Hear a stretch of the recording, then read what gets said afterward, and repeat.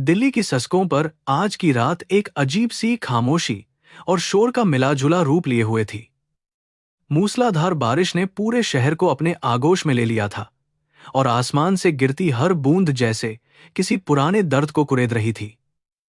एक शानदार सरकारी गाजी, जिस पर एक उच्च दर्जे के आईएएस अधिकारी की नेमप्लेट लगी थी, एक व्यस्त चौराहे पर लाल बत्ती के कारण रुकी हुई थी। कार के अंदर का माहौल बहुत शांत और गंभीर था। आर्यन शर्मा अपनी पिछली सीट पर आंखें बंद किए हुए बैठा था।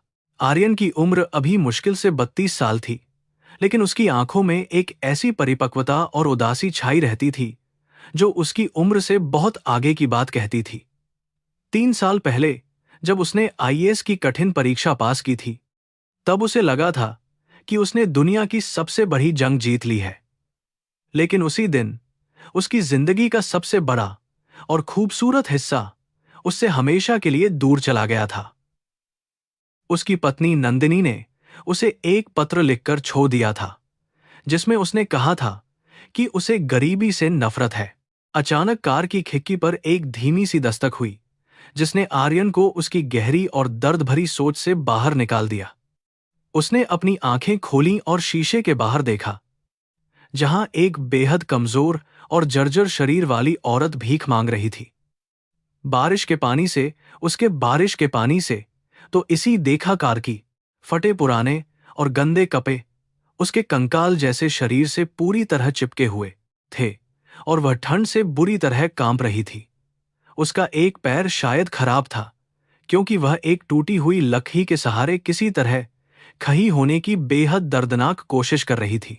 आर्यन के दिल में उस भिखारी औरत के लिए कोई खास दया नहीं जागी, क्योंकि इस शहर में ऐसे दृश्य बहुत आम बात थे। उसने अपने ड्राइवर को इशारा किया कि वह उसे कुछ पैसे दे दे, ताकि वह वहां से चली जाए और उसे अकेला छोड़ दे। ड्राइवर ने जैसे ही अपनी खिड़की का शीशा थोड़ा सा नीचे करके कुछ सिक्के बाहर की तरफ बहाए, आसमान में अचानक बहुत जोर की बिजली कड़की और एक पल के लिए चारों तरफ तेज रोशनी फैल गई। उस चमक में आर्यन की नजर उस औरत के चेहरे पर पी। उस तेज रोशनी के उस एक छोटे से पल में जो कुछ आर्यन ने देखा, उसने उसकी नसों में बहते हुए खून को पूरी तरह जमा दिया। उस औरत के उलझे और गंदे बालों के पीछे छिपे चेहरे पर, ठीक उसकी दाएं आंख के किनारे, एक छोटा सा पुराना निशान था जो उसे बहुत अच्छी तरह याद था। लेकिन जिस चीज ने उसके दिल की धड़कन को पूरी तरह रोक दिया, वह उस औरत की पतली और कमजोर कलाई पर बंधा हुआ एक लाल रंग का पुराना और घिसा हुआ पवित्र धागा था, जो अब भी मौजूद था। वह लाल धागा कोई आम धागा नहीं था, बल्कि वह वही पवित्र बंधन था जिसे आर्यन ने अपनी शादी के दिन एक छोटे से मंदिर में नंदिनी की कलाई पर बांधा था। आर्यन का शरीर जैसे लकवाग्रस्त हो गया और उसका दिमाग इस भयानक सच्चाई को स्वीकार करने से पूरी तरह इनकार कर रहा था कि सामने खड़ी यह औरत उसकी पत्नी है। वह औरत जिसने दौलत और शानो शौकत के लिए उसे बेरहमी से छोड़ दिया था, आज इस तरह सड़कों पर भीख क्यों मांग रही थी और उसकी यह इतनी दर्दनाक हालत कैसे हो गई थी। बिना एक भी पल की देरी किए आर्यन ने अपनी कार का भारी दरवाजा एक झटके में खोला और बाहर की उस मूसलाधार और ठंडी बारिश में छलांग लगा दी। उसके ड्राइवर ने उसे रोकने की बहुत कोशिश की और पीछे से जोर से आवाज भी लगाई, लेकिन आर्यन को अब किसी भी बात की कोई परवाह नहीं थी। उसके महंगे चमड़े के जूते सड़क पर जमा हुए कीचड़ और गंदे पानी में पूरी तरह सन गए थे और उसका कीमती सूट पल भर में ही बारिश के पानी से पूरी तरह भीगकर भारी हो गया था। वह लगभग दौड़ते हुए उस औरत के करीब पहुंचा और उसके कांपते हुए होठों से एक बहुत ही धीमी और अविश्वास से भरी आवाज निकली, जिसने केवल नंदिनी का नाम पुकारा। वह औरत जो सिक्कों को जमीन से उठाने की कोशिश कर रही थी, उसने अचानक उस भयानक और चीखती हुई आवाज को सुना और बुरी तरह घबरा गई। उसने डरकर अपना सिर ऊपर उठाया और जैसे ही उसने सामने खड़े आर्यन की आंखों में देखा, उसके चेहरे पर एक अकल्पनीय और गहरा खौफ छा गया, जैसे उसने किसी खूंखार शैतान को अपने सामने खजा देख लिया हो। नंदिनी ने आर्यन को पहचानने का कोई संकेत नहीं दिया, बल्कि वह एक घायल और डरे हुए जानवर की तरह वहां से पीछे की तरफ हटने लगी। वह बिना उन सिक्कों की परवाह किए अपनी टूटी हुई लकड़ी के सहारे अपनी पूरी ताकत लगाकर उस अंधेरी और खतरनाक गली की तरफ भागने लगी जहां से वह आई थी। उसका वह टूटा हुआ और बेजान पैर जमीन पर बुरी तरह घिसट रहा था, लेकिन उसके अंदर का खौफ उसे तेजी से भागने के लिए मजबूर कर रहा था, और वह बारिश के उस घने अंधेरे में खोने लगी। आर्यन ने उसके पीछे भागने की बहुत कोशिश की और उसका नाम लेकर लगातार पुकारता रहा, लेकिन दिल्ली की उस संकरी और गंदी बस्ती का अंधेरा उसे निगल चुका था। ट्रैफिक की वजह से रुकी हुई गाड़ियों के हॉर्न की कान फौजू आवाज और लोगों की बहती हुई भीड़ ने उसे आगे बढ़ने से पूरी तरह रोक दिया था। वह वहीं उस गंदी सक के बीचों बीच घुटनों के बल बुरी तरह गिर पा और आसमान की तरफ देखकर जोर से चिल्लाने लगा, जबकि बारिश का पानी उसके आंसुओं के साथ मिलकर उसके चेहरे पर बह रहा था। ड्राइवर किसी तरह दौड़कर वहां पहुंचा और अपने साहब को उस हालत में सखक पर बैठा देखकर बहुत घबरा गया और उन्हें सहारा देकर कार की तरफ वापस ले गया। कार के अंदर बैठने के बाद भी आर्यन का शरीर एक झटके के साथ लगातार कांप रहा था और उसकी आंखों के सामने केवल नंदिनी का वह डरा हुआ और दर्दनाक चेहरा घूम रहा था। 3 साल से जिस औरत के लिए उसके दिल में केवल और केवल नफरत की आग जल रही थी, आज उसी नफरत ने एक भयानक और गहरे अपराधबोध का रूप ले लिया था।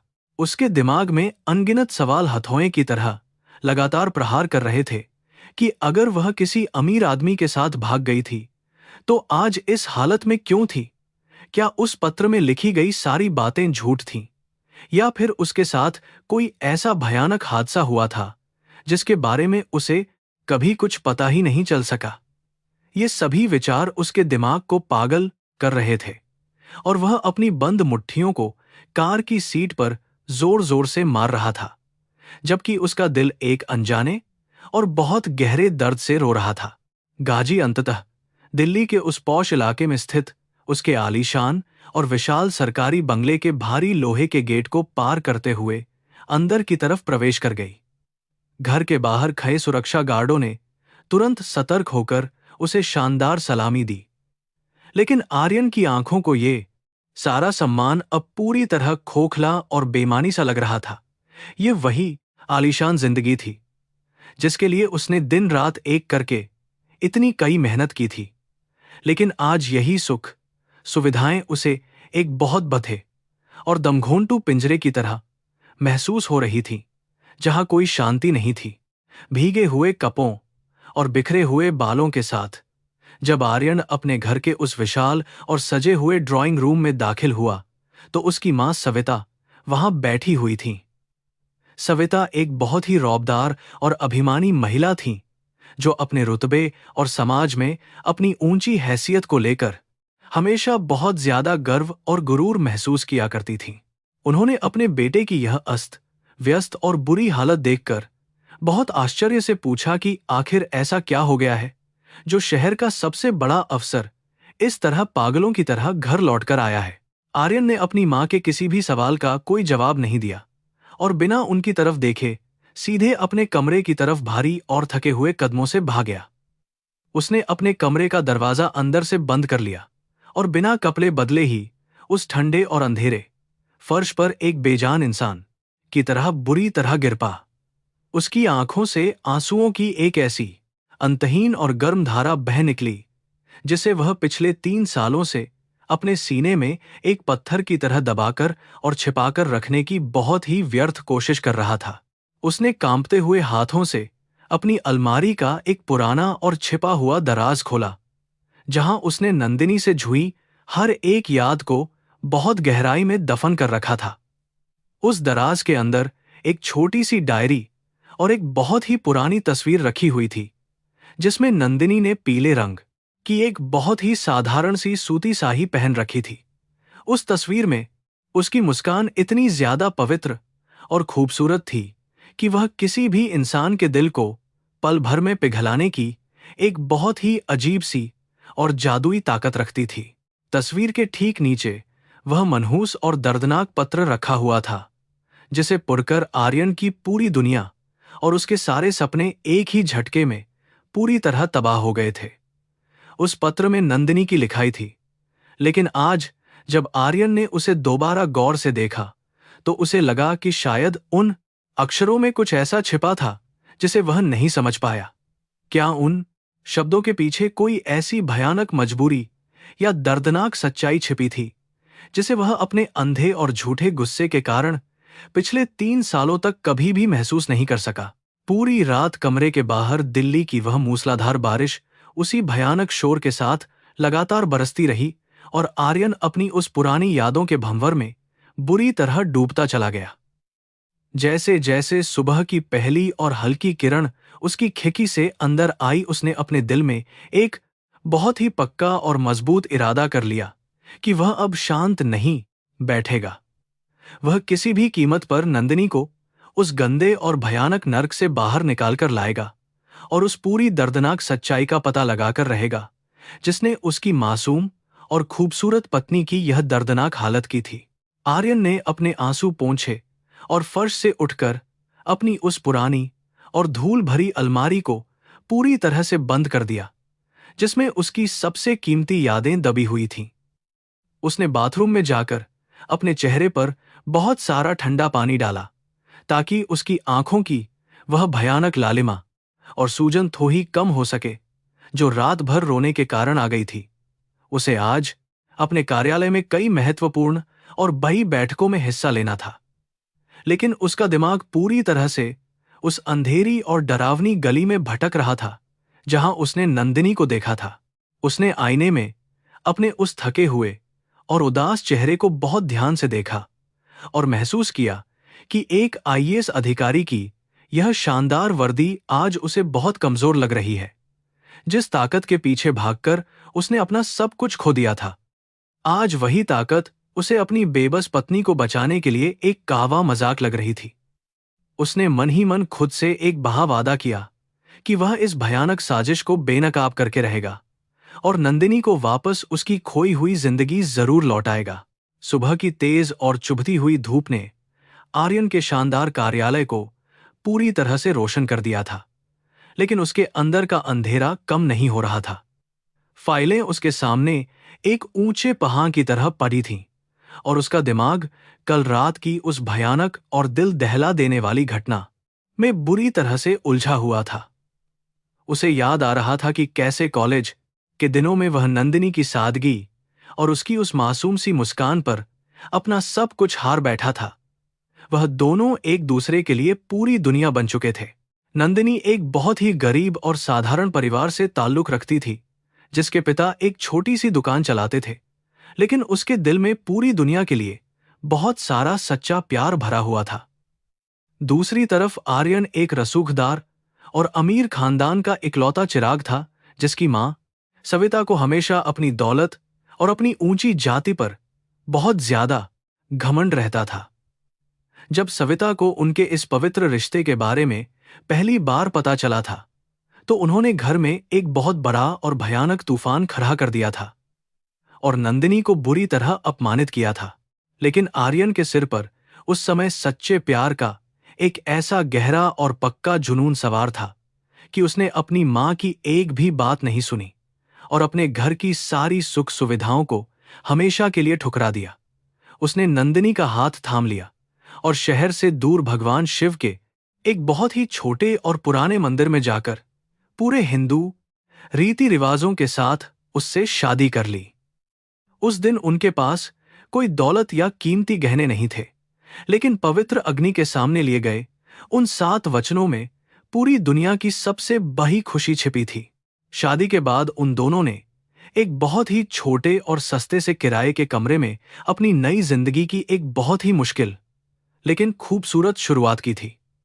आर्यन का केवल एक ही सपना था कि वह आईएएस अफसर बनकर अपनी पत्नी को वह सारी खुशियां और सम्मान दे सके जिसकी वह सच में हकदार है। नंदिनी दिन रात सिलाई मशीन चलाकर घर का सारा खर्च उठाती थी और रात को आर्यन के लिए अपने हाथों से खाना बनाकर उसे अपने साथ जगाकर पटने के लिए बहुत ज्यादा हिम्मत और मजबूत हौसला दिया करती थी। वह दिन आर्यन की जिंदगी का सबसे बड़ा और अहम दिन था, जब आखिरकार उसकी सालों की कई मेहनत रंग लाई और आईएएस परीक्षा का परिणाम घोषित हो गया। उसने पूरे देश में बहुत ही शानदार रैंक हासिल की थी और वह अपनी इस बहुत बड़ी कामयाबी की खबर सबसे पहले अपनी प्यारी पत्नी को देना चाहता था। वह मिठाई का एक डब्बा लेकर खुशी से दौड़ता हुआ अपने उस छोटे से घर पहुंचा, लेकिन वहां दरवाजे पर एक अजीब सा और बहुत ही भयानक सन्नाटा पसरा हुआ था, जो किसी बड़े तूफान के आने का साफ संकेत दे रहा था। कमरे के अंदर नंदिनी का कोई भी सामान मौजूद नहीं था और उसकी पुरानी सिलाई मशीन भी अपनी जगह से पूरी तरह से गायब थी, जो आर्यन के दिल में एक बहुत ही अनजाना और गहरा डर पैदा कर रही थी। बिस्तर के ठीक बीचों बीच एक सादा सा कागज रखा हुआ था, जिस पर नंदिनी की जानी पहचानी लिखाई में कुछ बहुत ही कांवे और दिल को बुरी तरह चीर देने वाले शब्द लिखे हुए थे। आर्यन ने जैसे ही अपने कांपते हुए हाथों से उस पत्र को खोलकर पढ़ना शुरू किया, उसके पैरों के नीचे से पूरी जमीन ही खिसक गई। उस दर्दनाक खत में नंदिनी ने लिखा था कि वह इस गरीबी और बदहाली की जिंदगी से पूरी तरह से तंग आ चुकी है और अब वह एक पल भी इस घुटन भरे छोटे से कमरे में नहीं रह सकती। उसने लिखा था कि उसे एक बहुत ही अमीर और रसूखदार इंसान मिल गया है, जो उसे वह सारी सुख सुविधाएं और ऐशो आराम दे सकता है जो आर्यन अपनी पूरी जिंदगी में भी उसे कभी नहीं दे पाएगा। उसने आर्यन को अपनी जिंदगी से हमेशा के लिए भूल जाने की एक बहुत ही कड़वी और बेरहम नसीहत भी उस खत में दी थी। उन तीखे और जहरीले शब्दों ने आर्यन के उस मासूम और प्यार करने वाले दिल के एक ही झटके में हजारों छोटे छोटे टुकड़े कर दिए थे, जिन्हें वह फिर कभी नहीं जोड़ पाया। जिस कामयाबी का जश्न मनाने के लिए वह दौड़ा चला आया था, अब वही कामयाबी उसे एक बहुत ही गंदी और भयानक गाली की तरह महसूस हो रही थी। उसने उस दिन से अपने अंदर के उस प्रेमी इंसान को हमेशा के लिए मार दिया और अपने दिल के चारों तरफ नफरत और कावाहट की एक बहुत ही ऊंची और मजबूत दीवार खड़ी कर ली थी। समय बीतता गया और आर्यन एक बहुत ही सख्त, कठोर और एक बेहद ही रुतबे वाले सरकारी अधिकारी के रूप में पूरे शहर में अपनी एक बहुत ही मजबूत पहचान बना चुका था। उसकी मां सविता अपने बेटे की इस शानदार सफलता और उस गरीब लाचकी के चले जाने से मन ही मन बहुत ज्यादा खुश और पूरी तरह से संतुष्ट थीं। उन्होंने कई बार आर्यन की दूसरी शादी करवाने की बहुत कोशिश की, ताकि वह अपने रसूख के बराबर किसी बाएं नेता की बेटी को अपने घर की बहू बना सके, लेकिन आर्यन ने हमेशा साफ इनकार कर दिया था। वर्तमान समय में अपने कार्यालय की कुर्सी पर बैठे हुए आर्यन की आंखें दर्द और एक बहुत ही अजीब सी बेचैनी से पूरी तरह लाल हो चुकी थीं और उसका दिल बहुत जोर से धड़क रहा था। अगर नंदिनी सच में दौलत की इतनी ही ज्यादा भूखी थी और किसी बहुत ही अमीर इंसान के साथ भाग गई थी, तो आज वह सड़क पर इस तरह एक भिखारिन की दर्दनाक हालत में क्यों थी? यह एक ऐसा बहुत बड़ा और उलझा हुआ सवाल था जो उसके पूरे अस्तित्व को अंदर ही अंदर किसी दीमक की तरह बुरी तरह से खोखला कर रहा था।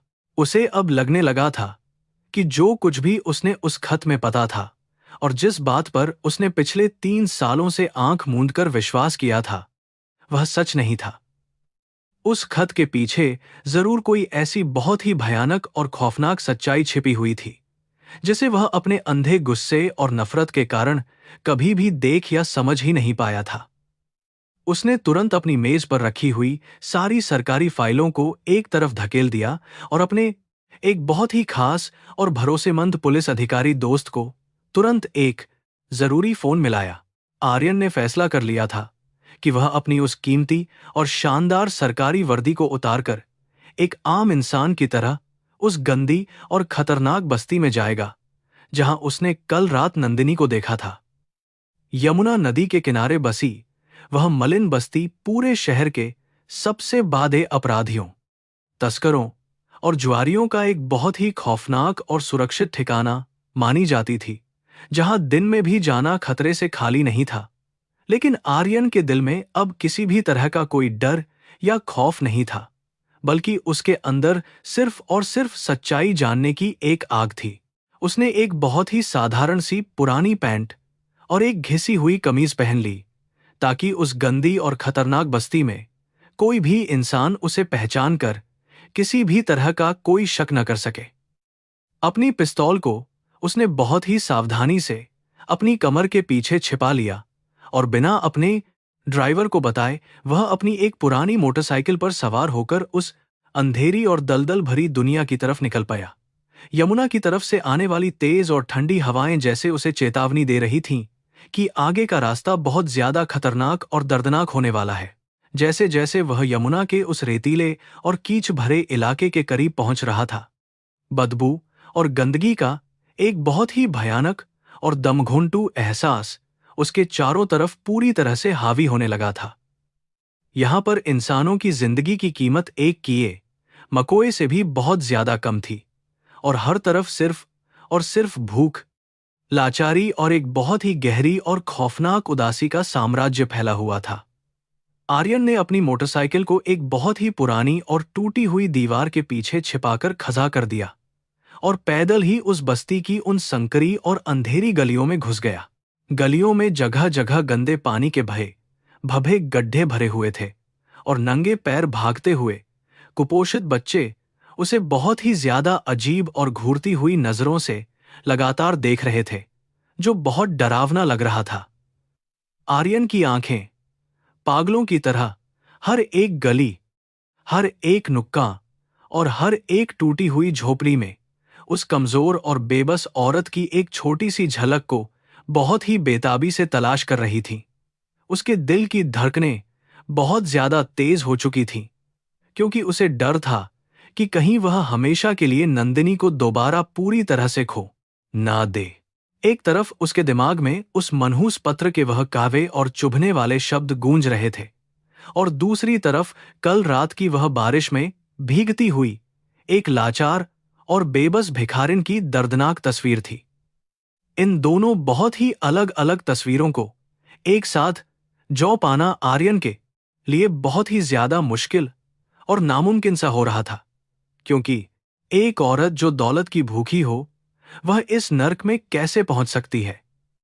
अचानक उसे एक बहुत ही पुरानी और जर्जर चाय की दुकान के पास कुछ लोगों की तेज और डरावनी आवाजें सुनाई दीं, जो गालियां दे रहे थे।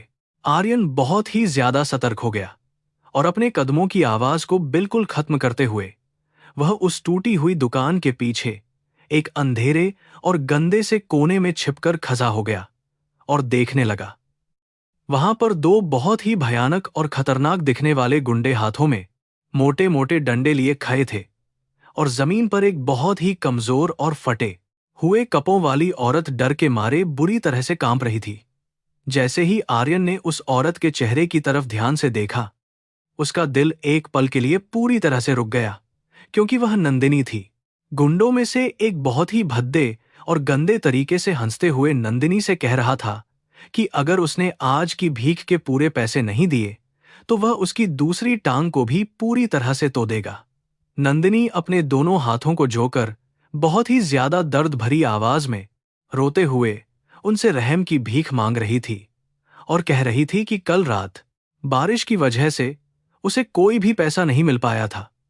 आर्यन का खून खौलने लगा और उसका हाथ बहुत ही तेजी से अपनी कमर में छिपी हुई उस पिस्तौल की तरफ अपने आप चला गया।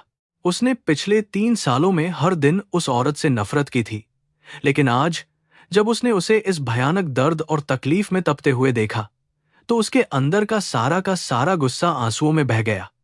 उसे अब यह पूरी तरह से यकीन हो चुका था कि नंदिनी कभी भी किसी अमीर आदमी के साथ नहीं भागी थी, बल्कि उसे एक बहुत ही सोची समझी और भयानक साजिश के तहत इस नर्क में धकेला गया था। वह अपनी जगह से बाहर निकलने ही वाला था कि अचानक दूसरे गुंडे ने अपना भारी डंडा हवा में उठाया और नंदिनी की तरफ बहुत जोर से वार किया। आर्यन के मुंह से एक बहुत ही भयानक और चीखती हुई आवाज निकली, जिसने उस बस्ती के सन्नाटे को पूरी तरह से चीर कर रख दिया, और वह एक भूखे शेर की तरह अपनी जगह से बाहर की तरफ कूद पड़ा। उसकी आंखों में अब एक ऐसी खौफनाक और जानलेवा आग जल रही थी जो उस बस्ती के सारे गुंडों और अपराधियों को जलाकर पूरी तरह से राख कर देने के लिए बिल्कुल तैयार और बेताब लग रही थी। उसने अपनी पिस्तौल निकाल ली थी और अब वह अपनी पत्नी के हर एक आंसू का बहुत ही भयानक और दर्दनाक बदला लेने के लिए आगे बढ़ रहा था। बस्ती के लोग, जो अब तक अपने घरों के अंदर छिपकर यह सारा खौफनाक तमाशा बहुत ही चुपचाप और डरे हुए देख रहे थे, वे अचानक से उस पिस्तौल वाले अजनबी को देखकर बुरी तरह से सहम गए थे। आर्यन की उस दमदार और मजबूत कद, काठी और उसकी आंखों में जलते हुए उस खौफनाक गुस्से को देखकर उन दोनों गुंडों के हाथ में पखे हुए डंडे भी एक पल के लिए हवा में ही पूरी तरह से रुक गए थे। कोई भी इंसान यह समझ नहीं पा रहा था कि यह अजनबी कौन है और वह इस अपाहिज और गरीब भिखारिन के लिए अपनी जान जोखिम में क्यों डाल रहा है। नंदिनी, जो जमीन पर गिरकर अपने चेहरे को अपने दोनों कमजोर हाथों से छिपाने की कोशिश कर रही थी, उसने उस चीख को सुनकर बहुत ही डरते डरते अपनी लाल और सूजी हुई आंखों को थोड़ा सा ऊपर की तरफ उठाया।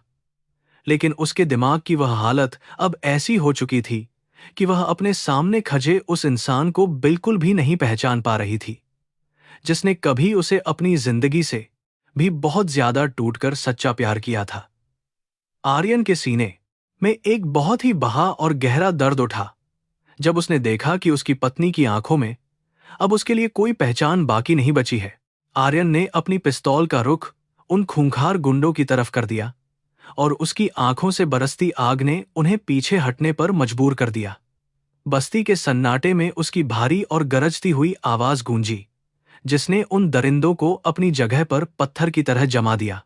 उसने सख्त लहजे में कहा कि अगर किसी ने भी इस औरत को छुआ तो वह उन्हें जान से मार देगा। मौत का खौफ गुंडों के चेहरों पर साफ नजर आने लगा था और उनके हाथ से भारी डंडे जमीन पर गिर पाए। गुंडों ने समझ लिया था कि यह अजनबी आदमी मजाक नहीं कर रहा है और उसकी आंखों में किसी की भी जान लेने का पक्का इरादा है। वे अपनी जान बचाकर वहां से उल्टे पांव भाग खए हुए और कीच भरे रास्तों में कहीं दूर अंधेरे में छिप गए। उनके जाते ही आर्यन के हाथों की पक्कान ढीली पा गई और पिस्तौल धीरे से वापस उसकी कमर में चली गई। वह कांपते हुए कदमों से नंदिनी की तरफ आगे बढ़ा, जो अभी भी जमीन पर सिमटी हुई बुरी तरह से थर-थर कांप रही थी। आर्यन धीरे से उसके पास जमीन पर घुटनों के बल बैठ गया और बहुत ही दर्द भरी धीमी आवाज में उसने नंदिनी का नाम पुकारा। उस जानी पहचानी आवाज को सुनकर नंदिनी ने अपने दोनों हाथों से अपने सिर को बहुत जोर से पक लिया और पागलों की तरह चीखने लगी। उसके दिमाग में कोई बहुत भयानक और खौफनाक याद गूंजने लगी थी, जिससे बचने के लिए वह खुद को और ज्यादा पीछे धकेलने की कोशिश कर रही थी। उसकी खाली और सूनी आंखों में आर्यन के लिए कोई प्यार या पहचान नहीं थी, बल्कि सिर्फ एक गहरा खौफ था। आर्यन ने अपना एक हाथ धीरे से उसकी तरफ बढ़ाया ताकि वह उसे यकीन दिला सके कि वह उसे कोई नुकसान नहीं पहुंचाएगा, बल्कि बचाने आया है। लेकिन जैसे ही आर्यन की उंगलियों ने उसके मैले और फटे हुए कपों को हल्का सा छुआ, नंदिनी एक डरे हुए जानवर की तरह बुरी तरह से सिकुड़ गई। वह लगातार अपने होठों में कुछ बड़बड़ा रही थी कि उसे मत मारो और वह कल सारे पैसे जरूर लाकर दे देगी। यह दृश्य देखकर आर्यन का सीना जैसे किसी ने बीच में से चीर दिया हो। उसे अब पूरी तरह से यह भयानक एहसास हो चुका था कि उसकी पत्नी नंदिनी अपनी पिछली याददाश्त को काफी हद तक हमेशा के लिए खो चुकी है। उसके दिमाग पर किसी बहुत ही गहरे और जानलेवा सदमे का ऐसा असर हुआ था कि वह अपने बीते हुए कल को पूरी तरह से भूल चुकी थी। वह चुलबुली और खुशमिजाज लड़की नहीं थी जो कभी आर्यन की एक छोटी सी मुस्कान के लिए अपनी पूरी दुनिया तक कुर्बान कर देती थी। किस्मत के क्रूर खेल ने उसे जिंदा लाश बना दिया था। आर्यन की आंखों से आंसुओं की धारा फूट पड़ी और वह अपने आंसू पोंछने की बिल्कुल भी परवाह किए बिना फूट फूट कर रोने लगा था। उसने जल्दी से अपनी पहनी हुई कमीज के ऊपर की पुरानी और मोटी जैकेट उतारी और उसे बहुत ही प्यार और सम्मान के साथ नंदिनी के कांपते हुए कंधों पर डाल दिया। उस जैकेट की गर्माहट से नंदिनी का कांपना थोड़ा सा कम तो हुआ, लेकिन उसकी आंखों में अभी भी वही खौफ और एक अजीब सी खालीपन की भावना साफ नजर आ रही थी। उसने मन ही मन यह बहुत ही मजबूत फैसला कर लिया था कि वह अब नंदिनी को एक पल के लिए भी इस नर्क जैसी गंदी जगह पर नहीं छोड़ेगा। उसने बहुत ही कोमलता से उसके दोनों हाथों को पकड़ा और उसे धीरे से सहारा देते हुए जमीन से ऊपर उठाने की कोशिश करने लगा। नंदिनी अभी भी विरोध कर रही थी, लेकिन उसके कमजोर शरीर में अब इतनी ताकत बिल्कुल भी नहीं बची थी कि वह आर्यन का सामना कर पाती। आर्यन ने अपनी मजबूत बाहों में उसे उठा लिया। बस्ती के लोग अभी भी अपने अपने घरों के आधे खुले हुए दरवाजों और टूटी हुई खिड़कियों से इस पूरे अजीब और हैरान कर देने वाले दृश्य को चुपचाप देख रहे थे। किसी के भी अंदर इतनी हिम्मत नहीं थी कि वह बाहर आकर उस पिस्तौल वाले खतरनाक आदमी से यह पूछ सके कि वह उस पागल भिखारिन को कहां ले जा रहा है। आर्यन नंदिनी को अपनी गोद में उठाए हुए उन गंदी और कीच से भरी हुई गलियों को पार करते हुए मुख्य शासक की तरफ बह रहा था। नंदिनी का वजन इतना ज्यादा कम हो चुका था कि आर्यन को ऐसा लग रहा था जैसे उसने अपनी बाहों में किसी बहुत ही छोटे से बच्चे को उठा रखा है। उसके शरीर की हर एक हड्डी बाहर से साफ महसूस हो रही थी और उसके पैरों पर बहुत सारे पुराने और गहरे जख्मों के भद्दे निशान मौजूद थे। आर्यन को महसूस हुआ कि पिछले 3 सालों में इस कमजोर औरत ने न जाने कितने ही भयानक और रूह कंपा देने वाले दर्द को बहुत ही खामोशी के साथ सहा है। सड़क पर पहुंचने के बाद आर्यन ने महसूस किया कि इस दर्दनाक और नाजुक हालत में नंदिनी को अपनी उस पुरानी मोटरसाइकिल पर ले जाना बिल्कुल भी सुरक्षित और सही नहीं होगा। उसने अपनी मोटरसाइकिल को वहीं छोड़ दिया और सड़क पर गुजर रहे एक खाली ऑटो रिक्शा को हाथ देकर तुरंत अपने पास रुकने का सीधा इशारा किया। रिक्शा वाले ने आर्यन के गुस्से से भरे चेहरे और खून से सने हुए कपों को देखकर बिना कोई भी सवाल किए तुरंत अपना रिक्शा वहां चुपचाप रोक दिया। आर्यन ने बहुत ही सावधानी से नंदिनी को उस ऑटो रिक्शा की पिछली सीट पर बैठाया और खुद भी उसके बिल्कुल पास जाकर बहुत ही करीब से बैठ गया। ऑटो जैसे ही तेज रफ्तार से दिल्ली की सड़कों पर आगे भरा, नंदिनी थकान और भयानक डर की वजह से आर्यन के कंधे पर अपना सिर रखकर अचानक गहरी नींद में सो गई। उसका इस तरह इतने सालों बाद आर्यन के कंधे पर अपना सिर रखना आर्यन के लिए दुनिया का सबसे भावुक और सीने को चीर देने वाला पल था। आर्यन जानता था कि वह नंदिनी को इस हालत में अपने उस बहे और आलीशान सरकारी बंगले में अपनी मां सविता के सामने बिल्कुल भी नहीं ले जा सकता है। वहां ले जाने का मतलब था कि एक और बहुत बड़ा तमाशा खजा होना जो नंदिनी की मानसिक हालत को और भी ज्यादा बुरी तरह से खराब कर सकता था। इसलिए उसने ऑटो वाले को शहर के बाहरी इलाके में स्थित एक बहुत ही शांत और एकांत सरकारी गेस्ट हाउस की तरफ चलने का सख्त निर्देश दे दिया था। गेस्ट हाउस पहुंचने पर वहां का बूढ़ा केयरटेकर आर्यन को इस अजीब और फटेहाल रूप में देखकर बुरी तरह से चौंक गया, लेकिन उसने कोई भी सवाल करने की जुर्रत नहीं की। आर्यन ने उसे तुरंत एक बहुत ही अच्छा सा कमरा खोलने और कुछ साफ और गर्म कप्पों का जल्दी से इंतजाम करने का एक बहुत ही सख्त आदेश दे दिया। उसने नंदिनी को बहुत ही आराम से उस कमरे के मुलायम और साफ बिस्तर पर लेटा दिया, जो अभी भी गहरी नींद में सो रही थी। कमरे से बाहर निकलकर आर्यन ने अपने उसी पुराने पुलिस अफसर दोस्त को दोबारा फोन किया और एक बहुत ही भरोसेमंद और समझदार महिला डॉक्टर को तुरंत वहां भेजने के लिए कहा। वह चाहता था कि नंदिनी की शारीरिक और मानसिक हालत की पूरी तरह से सही जांच हो सके ताकि उसे उचित इलाज समय पर मिल सके। डॉक्टर के आने तक वह कमरे के दरवाजे के बाहर ही बेचैनी से लगातार टहलता रहा और अपने दिमाग में अनगिनत दर्दनाक ख्यालों को बुनता और तोता ही रहा। लगभग 1 घंटे के बाद वह महिला डॉक्टर वहां पर पहुंच गई और उसने बिना कोई भी फालतू सवाल किए बहुत ही शांति से कमरे के अंदर जाकर नंदिनी की जांच शुरू कर दी। डॉक्टर ने जब उसके शरीर के पुराने जख्मों और उसके सिर पर लगी उस बहुत ही गहरी और भयानक चोट को बहुत ध्यान से देखा तो उसके चेहरे पर भी गहरी चिंता उभर आई। लगभग आधे घंटे की बहुत ही लंबी और मुश्किल जांच के बाद वह डॉक्टर अपना सारा सामान समेटकर धीरे से बाहर आई। डॉक्टर ने आर्यन को बहुत ही गंभीर आवाज में बताया कि इस महिला को सालों पहले किसी बहुत ही भारी और ठोस चीज से सिर पर बुरी तरह पीटा गया था।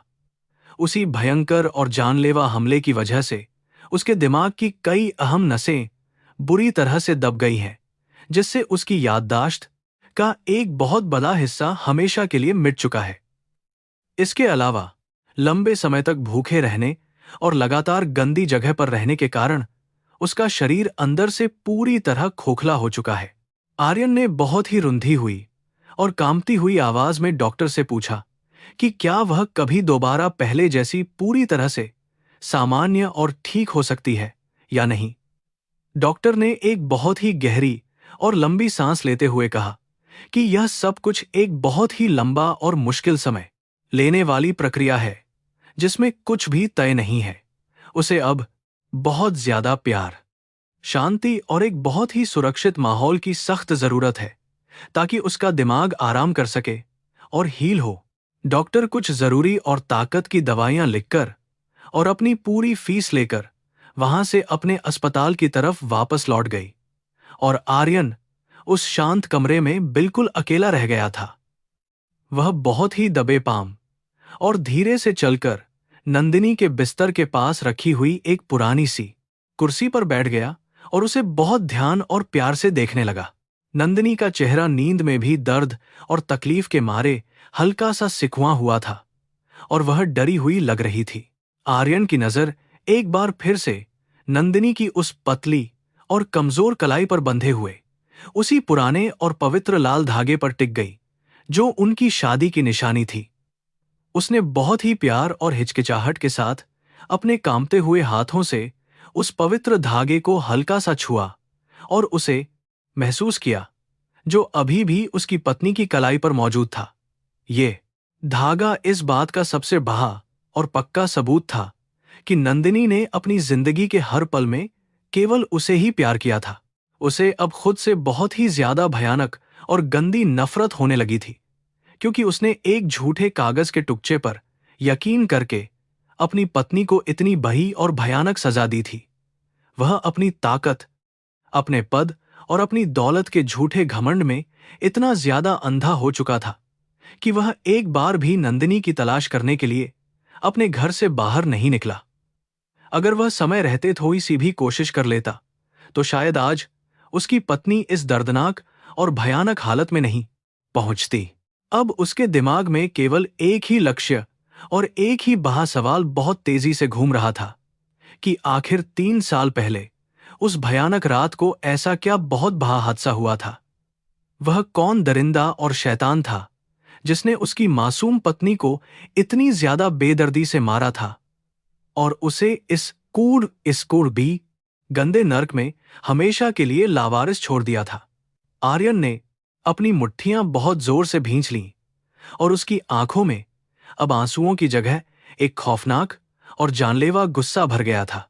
उसने तय कर लिया था कि वह अपनी आईएएस की सारी ताकत और अपने सारे अधिकारों का पूरी तरह से इस्तेमाल करके इस खौफनाक रहस्य के हर एक गंदे पन्ने को खोलकर रख देगा।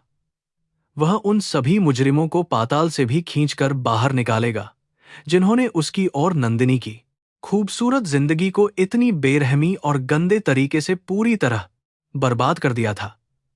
उसने नंदिनी के माथे पर एक हल्का सा और पवित्र चुंबन दिया और कमरे की बत्ती को धीरे से बुझा दिया। वह कमरे की एक छोटी सी खिड़की के पास जाकर खड़ा हो गया जहां से बाहर दिल्ली का आसमान अभी भी बहुत ज्यादा काला और भयानक तूफानी नजर आ रहा था, जैसे वह उसका साथ दे रहा हो।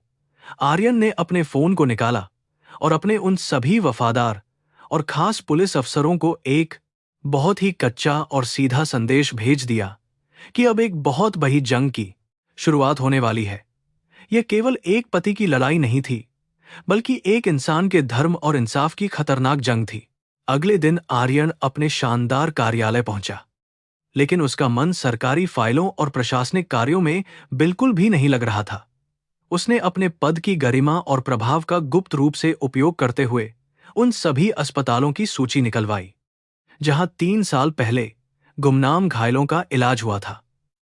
उसने विशेष रूप से उस इलाके के छोटे सरकारी अस्पतालों पर ध्यान केंद्रित किया, जहां से नंदिनी रहस्यमयी तरीके से लापता हुई थी।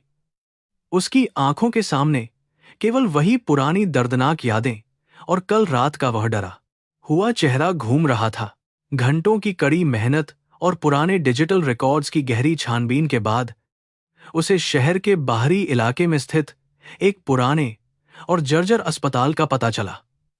रिकॉर्ड्स में एक ऐसी अज्ञात महिला का जिक्र था जिसे ठीक 3 साल पहले एक भयानक बरसात की रात को मरणासन्न स्थिति में पुलिस द्वारा लाया गया था। आर्यन ने अपनी आधिकारिक गाड़ी और सुरक्षा कर्मियों को वहीं छोड़ दिया और अपनी पुरानी मोटरसाइकिल पर सवार होकर सीधे उस सुनसान अस्पताल की ओर निकल पड़ा। अस्पताल की पुरानी दीवारों पर जमी काई और वहां की अजीब सी गंध उसकी बेचैनी बढ़ा रही थी। अस्पताल पहुंचकर आर्यन ने सीधे मुख्य चिकित्सा अधिकारी के कक्ष में प्रवेश किया और अपनी पहचान उजागर किए बिना एक साधारण नागरिक के रूप में उस केस के बारे में पूछताछ की। वहां उसकी मुलाकात डॉक्टर श्रीवास्तव से हुई, जो एक अनुभवी और शांत स्वभाव के वृद्ध व्यक्ति थे। डॉक्टर ने पहले तो जानकारी देने में हिचकिचाहट दिखाई, लेकिन आर्यन की आंखों में छिपी गहरी पीड़ा और तड़प को देखकर उनका दिल पसीज गया। उन्होंने अपनी पुरानी धूल भरी अलमारी से एक फाइल निकाली और बहुत ही गंभीर होकर मेज पर रख दी, जिसे देखकर आर्यन की धड़कनें तेज हो गईं। डॉक्टर श्रीवास्तव ने एक लंबी सांस ली और उस रात की भयानक कहानी सुनानी शुरू की, जिसने आर्यन के पूरे वजूद को हिलाकर रख दिया था।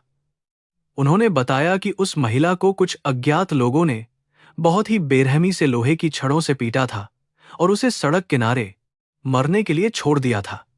जब उसे यहां लाया गया था तो उसके शरीर का शायद ही कोई ऐसा हिस्सा था जो खून से लथपथ न हो।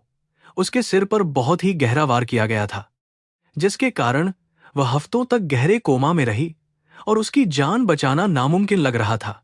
जैसे जैसे डॉक्टर बोल रहे थे, आर्यन को महसूस हो रहा था कि उसके फेफड़ों में हवा कम होती जा रही है और उसका दम घुट रहा है। डॉक्टर ने एक ऐसी सच्चाई बताई जिसने आर्यन के पैरों के नीचे से जमीन ही पूरी तरह से खींच ली। उन्होंने कहा कि उस समय वह महिला 2 महीने की गर्भवती थी और उस भयानक हमले के दौरान उसने अपना बच्चा खो दिया था।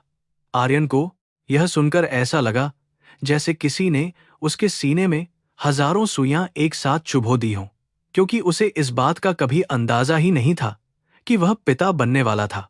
नंदिनी ने न केवल अपनी याददाश्त और अपना सम्मान खोया था, बल्कि उसने अपने उस मासूम बच्चे को भी खो दिया था, जिसे उसने अपनी कोख में पाला था।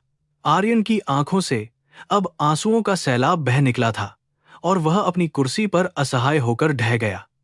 उसने कल्पना की कि कैसे उस अकेली और मासूम जान ने उन दरिंदों का सामना किया होगा और किस तरह वह अपने बच्चे को बचाने के लिए चिल्लाई होगी। उस समय आर्यन अपनी सफलता का जश्न मना रहा था, जबकि उसकी पत्नी मौत और जिंदगी के बीच अकेले एक नर्क में लड़ रही थी। डॉक्टर ने आगे बताया कि जब उस महिला को होश आया तो वह केवल एक ही नाम बार बार पुकारती थी, लेकिन उसके दिमाग पर लगी चोट इतनी गहरी थी कि वह धीरे धीरे सब कुछ भूल गई। वह नाम और कोई नहीं बल्कि आर्यन का ही था, जिसे वह अपनी अंतिम सांस तक याद रखने की कोशिश कर रही थी। लेकिन समाज की क्रूरता और अस्पताल की लाचारी ने उसे एक दिन वहां से जाने पर मजबूर कर दिया, क्योंकि उसके पास इलाज के लिए पैसे नहीं थे। वह एक अज्ञात और लावारिस भिखारी बनकर उन गलियों में भटकने के लिए छोड़ दी गई। आर्यन ने कांपते हुए हाथों से उस अस्पताल की रिपोर्ट को पकड़ा और उस पर लिखे हर एक शब्द को अपनी आत्मा पर जलते हुए घाव की तरह महसूस किया। उसे अब समझ में आ गया था कि वह पत्र जिसमें उसे छोड़ने की बात लिखी गई थी, वह केवल एक बहुत बड़ी और सुनियोजित साजिश का हिस्सा था। नंदिनी ने कभी उसे धोखा नहीं दिया था, बल्कि उसे इतनी भयानक सजा दी गई थी कि कोई भी आम इंसान उसे सहन नहीं कर पाता। वह खुद को दुनिया का सबसे बड़ा अपराधी मान रहा था, जिसने अपनी पत्नी पर भरोसा करने के बजाय उसे नफरत की आग में झोंक दिया। उसने डॉक्टर से उस स्थान के बारे में पूछा जहां नंदिनी को घायल अवस्था में पाया गया था, और उन पुलिस अधिकारियों के नाम मांगे जिन्होंने उसे भर्ती कराया था। आर्यन अब एक साधारण आईएएस अफसर नहीं था, बल्कि वह एक घायल शेर की तरह था जो अपने शिकारियों को ढूंढने के लिए बेताब था। उसने अस्पताल से बाहर निकलते ही अपनी आंखों के आंसू पोंछे और अपने फोन पर एक बहुत ही गुप्त कॉल किया। वह उन लोगों की कॉल डिटेल्स निकलवाना चाहता था जिन्होंने 3 साल पहले उसकी मां सविता और उस भ्रष्ट मंत्री कपूर से बात की थी। शाम के धुंधलके में जब वह वापस गेस्ट हाउस पहुंचा तो उसने देखा कि नंदिनी अभी भी शांत होकर सो रही थी, लेकिन उसका चेहरा अभी भी पीड़ा में था। उसने धीरे से उसके पास जाकर उसका हाथ थाम लिया और मन ही मन उससे माफी मांगने लगा, जिसे वह शायद कभी सुन भी नहीं सकती थी। उसने महसूस किया कि नंदिनी की कलाई का वह पवित्र लाल धागा अभी भी वहां था, जो उसकी अटूट वफादारी का सबसे बड़ा गवाह था। आर्यन ने कसम खाई कि वह उन सभी को बर्बाद कर देगा जिन्होंने उनकी हंसती खेलती जिंदगी को श्मशान बना दिया था। आर्यन के अंदर जल रही बदले की आग ने एक खतरनाक और शांत तूफान का रूप ले लिया था, जिसने उसकी पूरी नींद उड़ा दी थी। उसने अपने भरोसेमंद पुलिस अधिकारियों की एक विशेष टीम बनाई और 3 साल पुराने रिकॉर्ड्स को खंगालना शुरू किया। कड़ी और गुप्त पूछताछ, पूरी नींद और देर सेवन के बाद उन्हें उस रात के खूंखार गिरोह के सरगना बिल्ला का सटीक सुराग मिल गया। बिल्ला शहर के सबसे कुख्यात अपराधियों में से एक था, जो अब एक बड़े नेता के संरक्षण में छिपकर अपना काला धंधा सुरक्षित तरीके से चला रहा था। बिना किसी वारंट और पूर्व सूचना के आर्यन ने अपनी विशेष टीम के साथ आधी रात को बिल्ला के गुप्त ठिकाने पर छापा मार दिया। बिल्ला और उसके गुंडे इस अचानक हुए हमले से पूरी तरह बौखला गए थे, लेकिन हथियारों से लैस पुलिस के सामने उनकी एक नहीं चली। आर्यन ने खुद आगे बढ़कर बिल्ला की कॉलर को अपने मजबूत हाथों से पकड़ा और उसे एक ही झटके में जमीन पर बुरी तरह पटक दिया। बिल्ला की आंखों में अब उस अधिकारी का खौफ साफ नजर आ रहा था। बिल्ला को शहर के बाहर एक बहुत गुप्त पुलिस हिरासत केंद्र में लाया गया, जहां कोई बाहरी इंसान आसानी से नहीं पहुंच सकता था। आर्यन ने अपनी वर्दी का रौब और पद की ताकत का इस्तेमाल करते हुए उस अपराधी पर भयानक दबाव बनाना शुरू कर दिया। पहले तो बिल्ला ने चालाकी से सब कुछ छिपाने की कोशिश की और राजनीतिक पहुंच की धमकियां देकर डराने का प्रयास किया, लेकिन जब आर्यन ने उसे एक दर्दनाक एनकाउंटर का सीधा डर दिखाया तो वह कठोर अपराधी बुरी तरह से टूट गया। बिल्ला ने रोते हुए अपने सारे गुनाह कबूल करने शुरू कर दिए और उस खौफनाक रात की सच्चाई बताई जिसने आर्यन की आत्मा को छलनी कर दिया।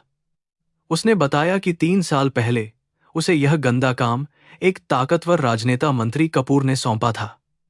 कपूर नहीं चाहता था कि कोई मामूली गरीब लड़की आर्यन जैसे होनहार अफसर की जिंदगी में रहे, क्योंकि वह अपनी बेटी की शादी उससे करवाना चाहता था। इसलिए उसने बिल्ला को बड़ी रकम देकर नंदिनी को रास्ते से हटाने का एक खौफनाक आदेश दिया था। लेकिन जिस अगली बात का खुलासा बिल्ला ने किया, उसने आर्यन के पैरों के नीचे से जमीन खींच ली और उसे अंदर से मृत समान बना दिया। बिल्ला ने बताया कि उस रात जब वे लोग नंदिनी का अपहरण करने गए थे तो उन्हें किसी का ताला बिल्कुल नहीं तोड़ना पड़ा था। उस लाफ घर का मुख्य दरवाजा किसी और ने नहीं, बल्कि खुद आर्यन की सगी मां सविता ने अंदर से खोलकर उन्हें रास्ता दिया था। सविता ने ही उन गुंडों को इशारा किया था कि वे उस लड़की को ले जाएं। आर्यन अपनी कुर्सी से पीछे की तरफ ऐसे गिरा जैसे किसी ने उसके सीने में एक जहरीला खंजर पूरी ताकत से घोंप दिया हो। बिल्ला ने आगे बताया कि नंदिनी को मारने से पहले कपूर ने उसे एक खौफनाक धमकी दी थी कि अगर उसने अपनी मर्जी से खत नहीं लिखा तो वे आर्यन की हत्या कर देंगे। अपने पति की जान बचाने और उसके भविष्य को सुरक्षित रखने के लिए नंदिनी ने रोते हुए वह झूठा पत्र लिखा था। उसने अपनी जिंदगी को नरक में धकेल दिया था। यह भयानक सच्चाई सुनकर आर्यन का दिमाग सुन्न पड़ गया था और उसके शरीर की सारी ताकत जैसे खत्म हो गई थी। वह उस अंधेरे हिरासत कक्ष के फर्श पर घुटनों के बल गिर पड़ा और अपने दोनों हाथों से अपना सिर मजबूती से पकड़ लिया। उसके मुंह से एक ऐसी दर्दनाक चीख निकली जो किसी भी इंसान के दिल को पल भर में चीर सकती थी। वह एक छोटे बच्चे की तरह फूट फूट कर रोने लगा, क्योंकि उसकी मां ने उसकी पत्नी की जिंदगी को हमेशा के लिए बर्बाद कर दिया था। आर्यन को अब एक एक बात बहुत स्पष्ट तरीके से याद आ रही थी कि कैसे उसकी मां ने नंदिनी के गायब होने के बाद कोई दुख नहीं जताया था। उसने उन सभी आंसुओं और उस असहनीय दर्द को महसूस किया जो नंदिनी ने उस खौफनाक रात में अकेले ही बर्दाश्त किया होगा। जिस औरत को वह दौलत की लालची समझकर पिछले 3 सालों से कोसता रहा था, वह असल में एक देवी थी। नंदिनी ने अपने पति के लिए अपना बच्चा और अपना पूरा जीवन एक झटके में कुर्बान कर दिया था। आंसुओं से भीगे चेहरे के साथ आर्यन धीरे धीरे उस ठंडे फर्श से वापस खड़ा हुआ और उसकी आंखों का रंग बिल्कुल लाल हो चुका था। उसके अंदर का कमजोर इंसान अब पूरी तरह से खत्म हो चुका था और उसकी जगह एक बेहद खूंखार रक्षक ने ले ली थी। उसने बिल्ला का पूरा बयान अपने कैमरे में बहुत सावधानी से रिकॉर्ड कर लिया ताकि यह बड़ा सबूत कभी नष्ट न हो। अब उसके दिल में अपनी मां के लिए न तो कोई प्यार बचा था और न ही कोई झूठा सम्मान। उसने अपनी टीम को बहुत सख्त आदेश दिया कि बिल्ला को पूरी तरह सुरक्षित रखा जाए और बयान की कॉपी तुरंत न्यायालय को भेज दी जाए। वह जानता था कि कपूर एक बहुत ताकतवर मंत्री है और उसे गिरफ्तार करना किसी आम पुलिस वाले के बस की बात नहीं थी, लेकिन आर्यन खुद एक प्रभावशाली आईएएस अधिकारी था जो अब अपनी पूरी ताकत के साथ इस भ्रष्ट तंत्र से सीधे टकराने के लिए तैयार था। उसने अपनी मुट्ठी बांध ली और कसम खाई कि वह इन अपराधियों को बर्बाद कर देगा। रात के गहरे अंधेरे में गाड़ी चलाते हुए आर्यन की आंखों से लगातार गर्म आंसू बह रहे थे और उसका दिल दर्द से फट रहा था। उसे अपने उस अजन्मे बच्चे की बहुत याद आ रही थी जिसने दुनिया में आने से पहले ही अपनी जान गंवा दी थी। उसने आसमान की तरफ देखते हुए उस मासूम आत्मा से माफी मांगी और वादा किया कि उसके खून का हर कतरा उन दरिंदों की बर्बादी का कारण बनेगा। यह रात आर्यन के जीवन की सबसे पीड़ादायक रात थी जिसने उसके सारे भ्रम तोड़ दिए। वह सीधे गेस्ट हाउस पहुंचा जहां नंदिनी अभी भी दवाइयों के प्रभाव में बहुत शांति से सो रही थी। आर्यन उसके बिस्तर के पास जाकर जमीन पर बैठ गया और उसके कमजोर हाथ को अपने माथे से लगाकर बहुत देर तक खामोशी से रोता रहा। उसने नंदिनी के उन सभी गहरे घावों को देखा जो उसकी मां और उस मंत्री के झूठे गुरूर ने उसे दिए थे। उसने तय कर लिया था कि अगली सुबह का सूरज उन सभी पापियों के अंत की एक भयानक और विनाशकारी शुरुआत लेकर आएगा। कमरे में एक अजीब सन्नाटा पसरा हुआ था जो विनाशकारी तूफान के आने से पहले की भयानक शांति का साफ संकेत दे रहा था। आर्यन ने अपनी आईएएस की वर्दी को निकाला और उसे पूरी तरह साफ करके एक बार फिर से पहनने के लिए तैयार कर लिया।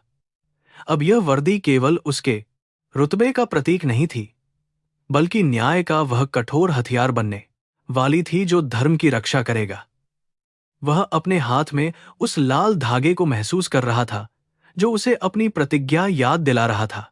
नंदिनी के चेहरे को देखते हुए आर्यन के दिमाग में उनके अतीत के खूबसूरत पल एक चलचित्र की तरह दोबारा चलने लगे थे।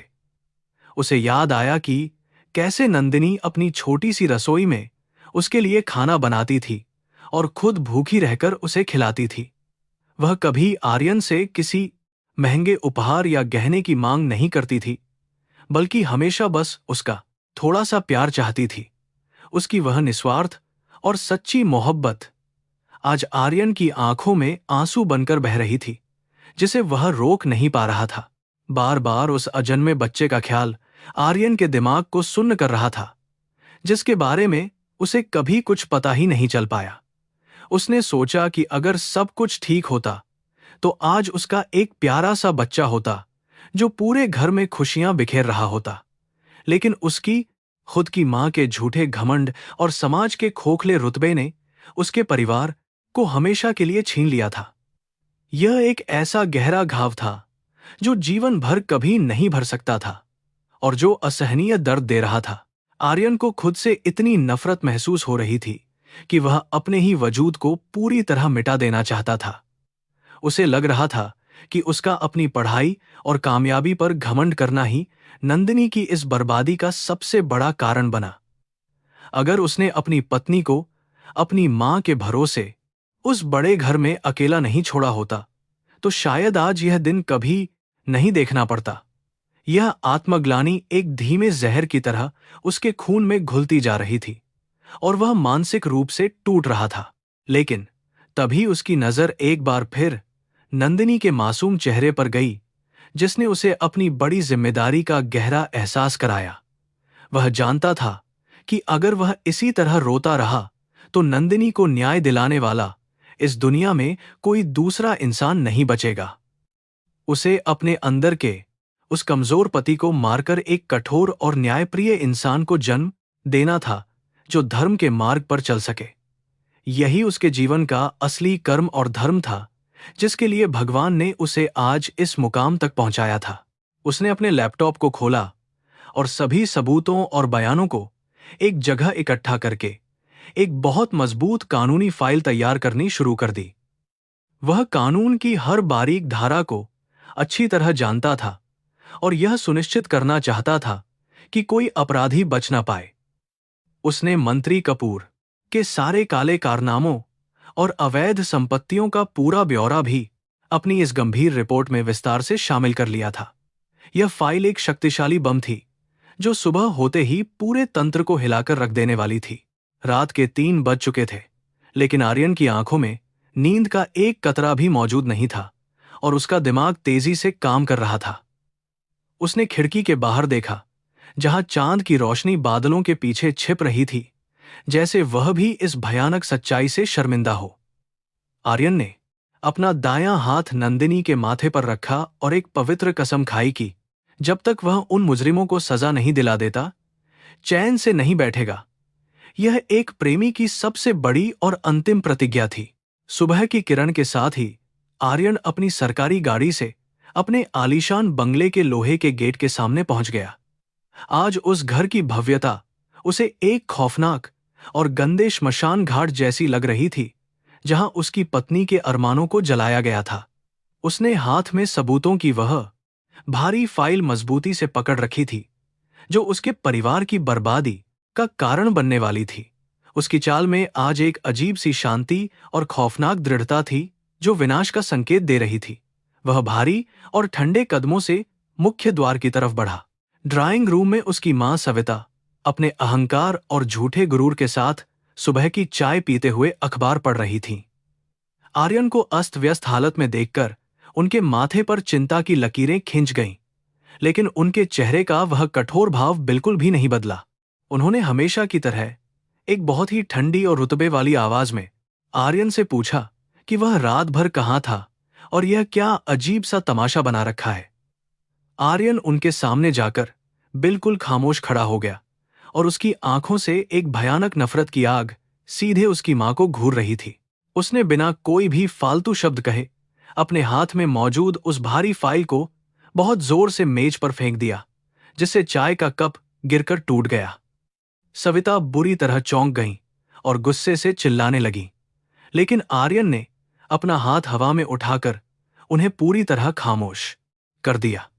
उसने बहुत ही ठंडी और कांपती हुई आवाज में कहा कि इस फाइल में उनके उन सभी गंदे और भयानक पापों का पूरा हिसाब मौजूद है, जो उन्होंने 3 साल पहले किए थे।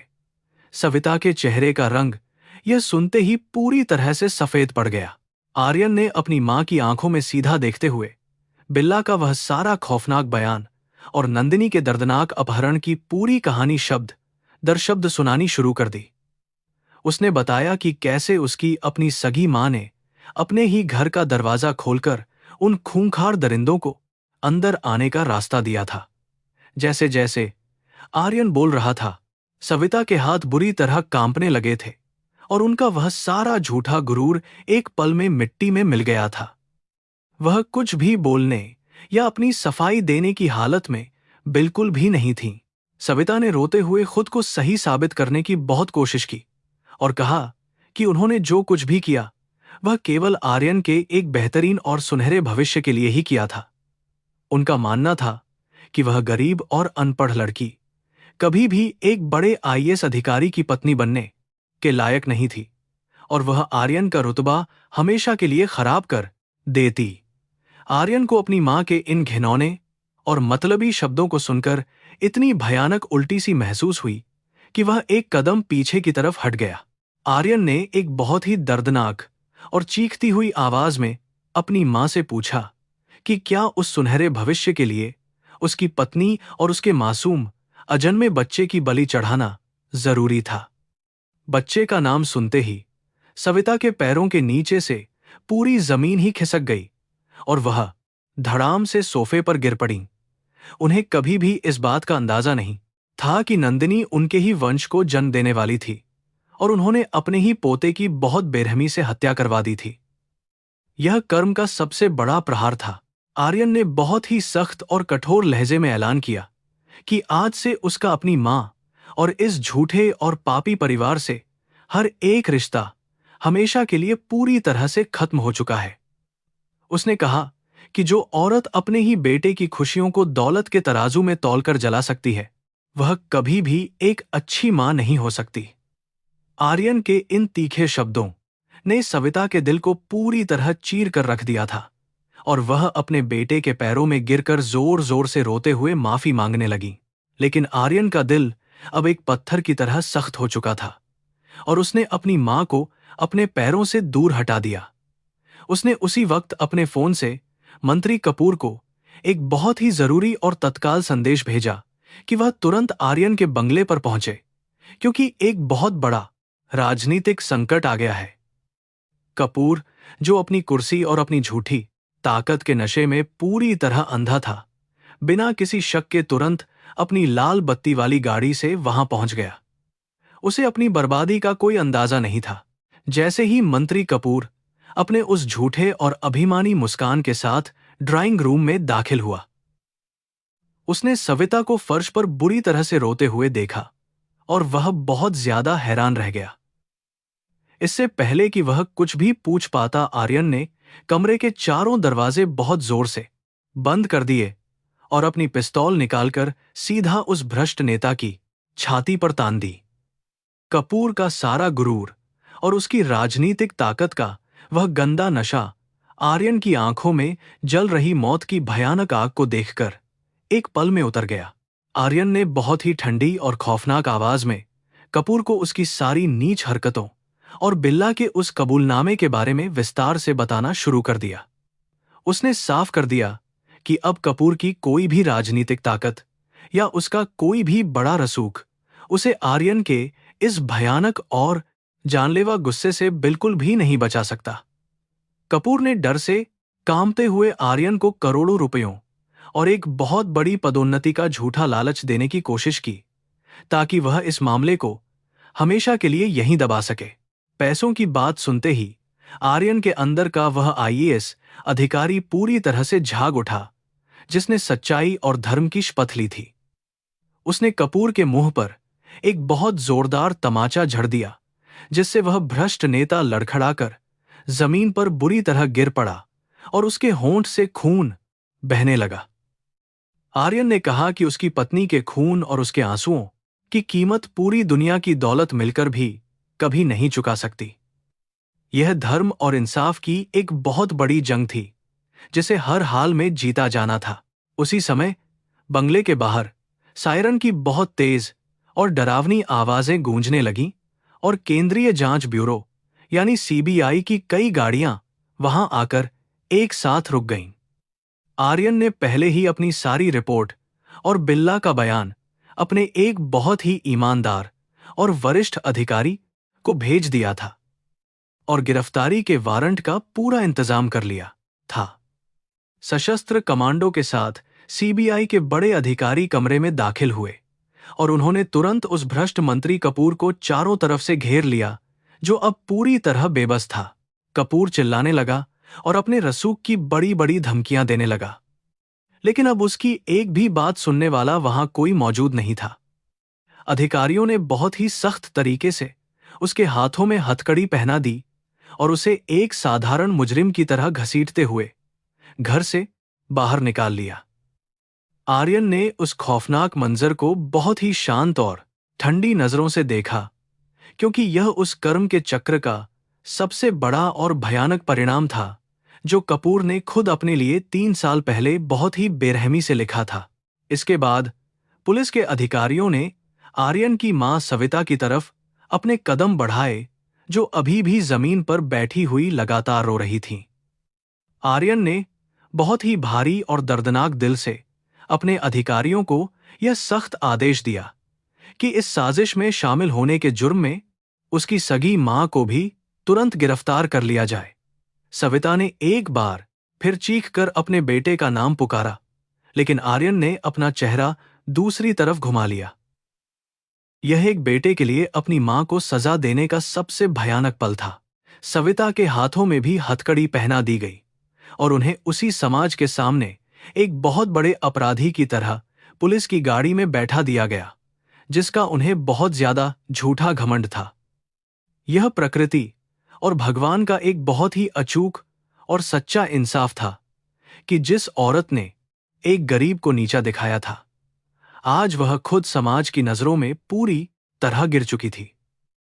आर्यन अपने घर के उस विशाल दरवाजे पर बिल्कुल अकेला खड़ा था और उसकी आंखों से आंसुओं की एक खामोश और दर्दनाक धारा बह रही थी। उसने अपने उस आलीशान और शानदार बंगले को आखिरी बार बहुत ही गहरी और उदास नजरों से देखा, जिसने उसकी सारी खुशियों को बहुत ही बेरहमी से निगल लिया था।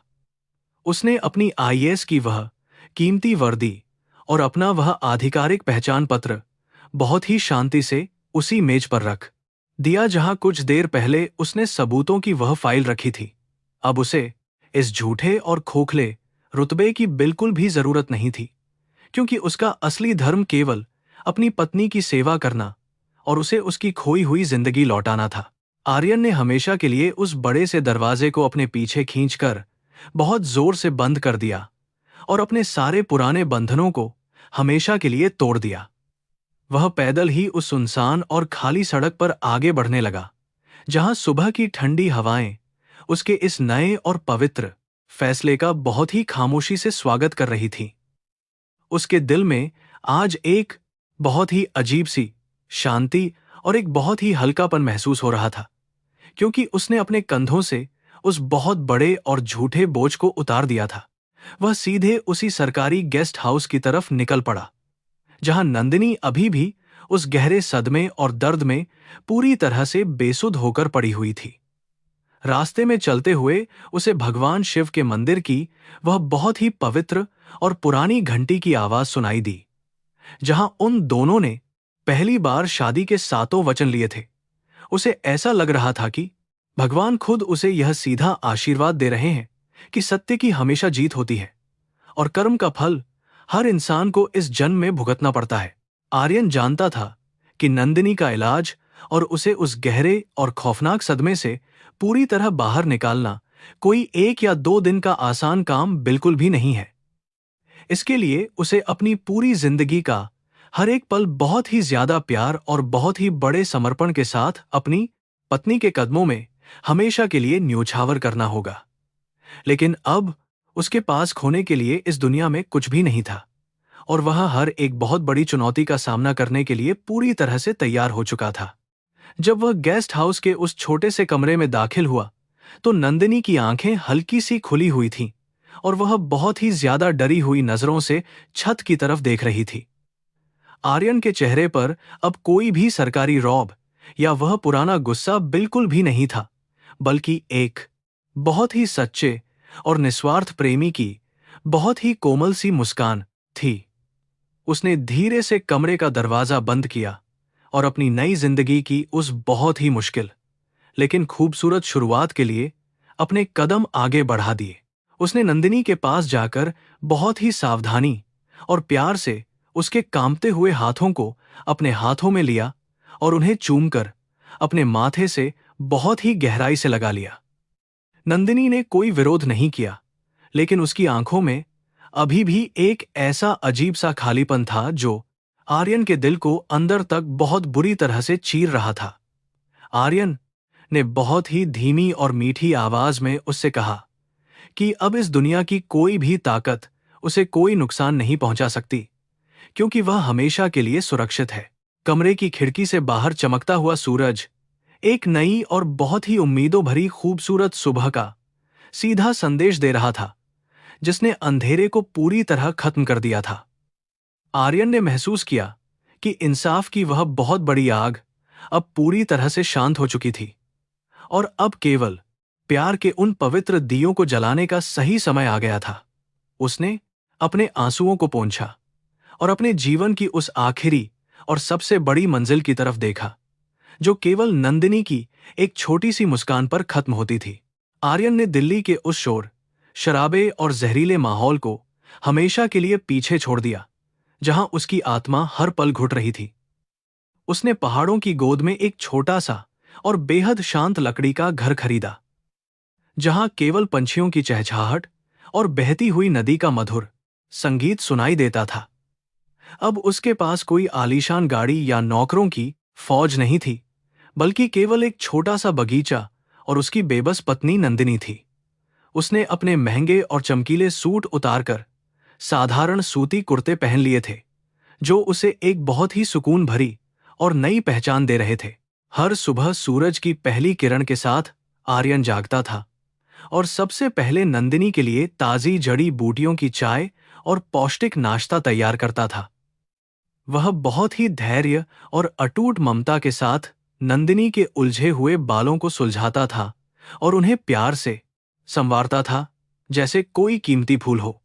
नंदिनी अभी भी बहुत कम बोलती थी और अक्सर खिड़की के बाहर घंटों तक शून्य में निहारती रहती थी, लेकिन आर्यन की मौजूदगी ने उसके अंदर के उस पुराने खौफ को धीरे धीरे बहुत कम कर दिया था। उसका चेहरा अब पहले से ज्यादा साफ और चमकदार लगने लगा था। डॉक्टरों की सलाह और आर्यन की दिन रात की कड़ी मेहनत के कारण नंदिनी के पैरों के जख्म अब धीरे धीरे भरने लगे थे और उसकी सेहत में सुधार हो रहा था। आर्यन उसे सहारा देकर बगीचे की हरी घास पर बहुत ही छोटे और धीमे कदम चलने का अभ्यास करवाता था, ताकि वह दोबारा स्वावलंबी बन सके। वह गिरती थी और डरती थी, लेकिन आर्यन का मजबूत हाथ हमेशा उसे थामने के लिए तैयार रहता था, जो उसे एक अनजाना भरोसा देता था। उन दोनों के बीच एक ऐसा खामोश रिश्ता पनप रहा था, जिसमें शब्दों की जरूरत नहीं थी, बल्कि केवल एहसास ही काफी थे। शाम के धुंधलके में आर्यन नंदिनी को पुराने कवियों की प्रेम भरी कविताएं और प्रेरणादायक कहानियां सुनाता था, ताकि उसके सोए हुए दिमाग की नसें दोबारा जाग सकें। वह कभी भी उस पर याददाश्त वापस लाने का कोई दबाव नहीं डालता था, बल्कि बस उसे यह महसूस कराना चाहता था कि वह अब पूरी तरह सुरक्षित है। नंदिनी कभी कभी उसकी बातों को सुनकर हल्का सा मुस्कुरा देती थी, और वह छोटी सी मुस्कान आर्यन के लिए दुनिया की सबसे बड़ी और अनमोल जीत की तरह होती थी। उसने अपने अतीत की कड़वाहट को भुलाकर केवल वर्तमान की सेवा को ही अपना एकमात्र जीवन लक्ष्य बना लिया था। शहर से कभी कभी अखबारों के जरिए उन गुनहगारों की बर्बादी की खबरें आती थीं, जिन्होंने उनकी जिंदगी को श्मशान बना दिया था, और आर्यन उन्हें चुपचाप पढ़ता था। मंत्री कपूर को उम्र कैद की सजा सुनाई गई थी और उसकी सारी अवैध संपत्ति सरकार द्वारा जब्त कर ली गई थी, जो उसके कर्मों का न्याय था। उसकी मां सविता भी जेल की कालकोठरी में अपनी गलतियों पर पछता रही थी, लेकिन आर्यन के दिल में अब उनके लिए कोई नफरत या बदला नहीं बचा था। उसने उन सभी जहरीले रिश्तों को भगवान के न्याय पर छोड़ दिया था और खुद को पूरी तरह से अध्यात्म और सेवा की राह पर मोड़ लिया था। एक विशेष दिन, जब पूर्णिमा का चांद आसमान में अपनी पूरी चमक के साथ खिला हुआ था, आर्यन ने एक बहुत ही पवित्र और पुराना डिब्बा निकाला। उसके अंदर नंदिनी का वही मंगलसूत्र रखा था, जिसे उन दरिंदों ने उसकी गर्दन से बहुत बेरहमी के साथ छीन लिया था। लेकिन आर्यन ने उसे बचा लिया था। उसने बहुत ही आदर और पवित्रता के साथ वह मंगलसूत्र दोबारा नंदिनी के गले में पहना दिया और उसकी आंखों में देखते हुए अपनी वफादारी का वचन दोहराया। नंदिनी के शरीर में एक अजीब सी सिहरन दौड़ गई और उसकी आंखों में पहचान की एक बहुत ही धुंधली सी चमक पहली बार साफ दिखाई दी। अचानक मौसम बदला और वैसी ही मूसलाधार बारिश होने लगी जैसी उस मनहूस रात को हुई थी जब आर्यन ने नंदिनी को पहली बार सड़क पर देखा था। बिजली की तेज कड़कड़ाहट सुनकर नंदिनी बुरी तरह कांपने लगी और उसने अपने कान बंद कर लिए जैसे वह उन पुरानी चीखों को दोबारा सुन रही हो। आर्यन ने उसे अपनी बाहों में बहुत मजबूती से भर लिया और उसे चूमकर शांत करने की कोशिश करने लगा ताकि उसे डर न लगे। तभी नंदिनी ने अचानक अपना सिर उठाया और उसकी आंखों में आंसू भर आए और उसके कांपते होठों से एक बहुत ही धीमी आवाज निकली जिसने आर्यन कहा। उस एक शब्द को सुनने के लिए आर्यन ने 3 साल तक नर्क जैसी तड़प और अंतहीन इंतजार को बहुत ही खामोशी के साथ अपने सीने में सहा था। उसने नंदिनी को जोर से गले लगा लिया और दोनों बच्चे की तरह फूट फूट कर रोने लगे क्योंकि आज उनकी रूहें एक बार फिर से मिल गई थीं। याददाश्त पूरी तरह वापस नहीं आई थी लेकिन प्यार ने अपना रास्ता ढूंढ लिया था और अंधेरे को हमेशा के लिए मिटाकर रोशनी बिखेर दी थी। अब उनके सामने एक लंबी और कठिन यात्रा थी लेकिन उन्हें पता था कि वे एक साथ हर तूफान का सामना कर सकते हैं क्योंकि वे अब अकेले नहीं थे। इंसाफ केवल अदालतों के हथौड़े से नहीं होता बल्कि एक टूटे हुए दिल के दोबारा जुड़ने और खोए हुए प्यार के वापस मिलने में ही असली जीत छिपी होती है। आर्यन और नंदिनी की कहानी इस बात का सबसे बड़ा सबूत थी कि चाहे जुल्म कितना भी बड़ा क्यों न हो, वो कभी सत्य को नहीं हरा सकता। कर्म का पहिया घूमकर वापस वहीं आता है जहां से वह शुरू हुआ था और पापियों को उनके किए की सजा इसी धरती पर जरूर मिलती है।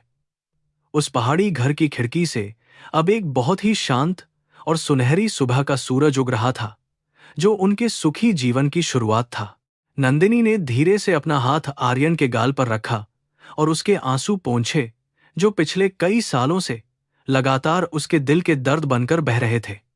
आर्यन को महसूस हुआ कि उसकी तपस्या आज सफल हो गई है और उसे वह सब कुछ वापस मिल गया है जिसकी उसने कभी उम्मीद भी छोड़ दी थी।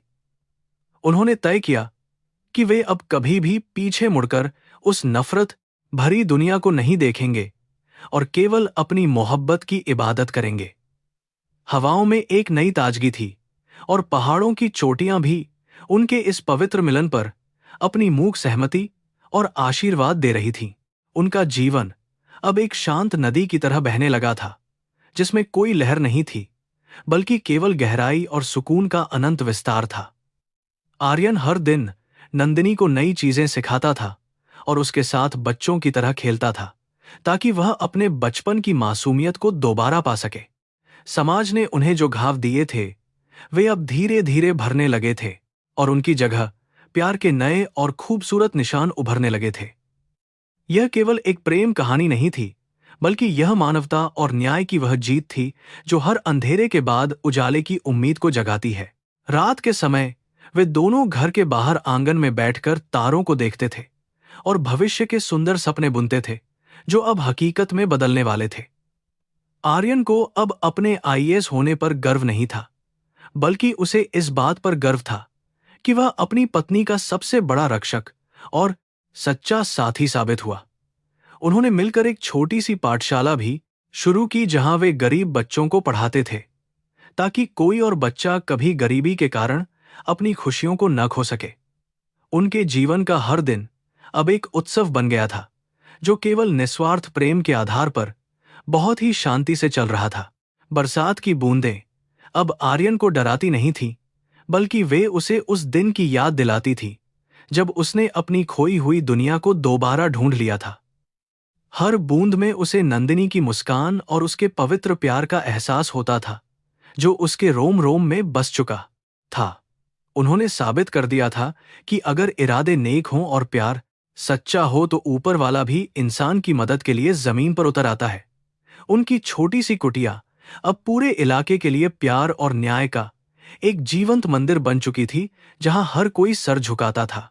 नंदिनी की याददाश्त का जो हिस्सा अब भी धुंधला था उसे आर्यन ने अपने प्यार की रोशनी से पूरी तरह भर दिया था ताकि उसे कभी अकेलापन महसूस न हो। उन्होंने एक दूसरे का हाथ थामकर उस लंबी और ऊंची पहाड़ी की चोटी पर चढ़ना शुरू किया जो उनके अटूट विश्वास और संकल्प का प्रतीक थी। जब वे ऊपर पहुंचे तो पूरा आसमान लालिमा से भरा हुआ था और सूरज डूब रहा था, लेकिन उनके दिल में एक नई उम्मीद का उदय हो रहा था। उन्होंने एक दूसरे की आंखों में देखा और समझ गए कि उनकी रूहें अब हमेशा के लिए एक दूसरे में पूरी तरह से विलीन हो चुकी थीं। कर्म का फल कभी कड़वा होता है तो कभी मीठा, लेकिन वह हमेशा सत्य के मार्ग को ही पुष्ट करता है और बुराई का सर्वनाश सुनिश्चित करता है। आर्यन और नंदिनी अब केवल दो नाम नहीं थे, बल्कि वे उस अमर प्रेम की मिसाल थे जिसने समय और परिस्थितियों की हर बेड़ी को तोड़ दिया था। उनकी कहानी आने वाली पीढ़ियों के लिए एक मार्गदर्शक बनी रहेगी, जो सिखाएगी कि धर्म का असली अर्थ केवल प्रेम और मानवता की सेवा ही है। उन्होंने अपनी आंखों को धीरे से बंद किया और उस दिव्य शांति का अनुभव किया जो केवल सच्ची मुक्ति के बाद ही प्राप्त होती है।